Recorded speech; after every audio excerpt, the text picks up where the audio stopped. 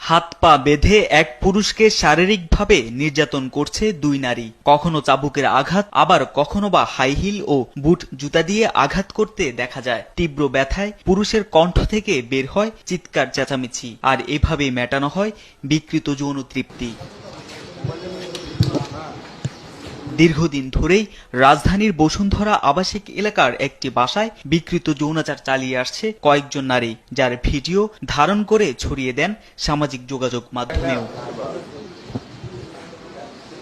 অবশেষে ছদ্মবেশে অভিযান চালিয়ে এই চক্রের দুই নারী সদস্যকে আটক করে ভাটারা থানা পুলিশ। বুধবার রাতে গোপন সংবাদের ভিত্তিতে বসুন্ধরা আবাসিক এলাকার জি ব্লকের একটি বাসা থেকে শিখা ও জারা নামে ওই দুই নারীকে আটক করা হয়। উদ্ধার করা হয় চাবুক, বিশেষ পোশাক সহ হাই হিল ও বুট জুতা। দীর্ঘদিন যাবৎ আমরা একটা শুনতে পাচ্ছি যে একটা বিকৃত যৌনাচারের একটা কার্যক্রম চলতেছে আমার এলাকায়। গোপন সংবাদের ভিত্তিতে উক্ত স্থানে যাই, যাওয়ার পরে গিয়ে আমরা ওইখানে গিয়ে ঘটনাস্থলে দুইজন মেয়েকে পাই এবং তাদের সঙ্গে পরিধেয় কিছু বস্ত্রাদি পাই, যেটা ধরো দীর্ঘদিন যাবৎ বিকৃত যৌনাচার কার্যক্রম চালাচ্ছে এবং একটা চাবুকও ছিল।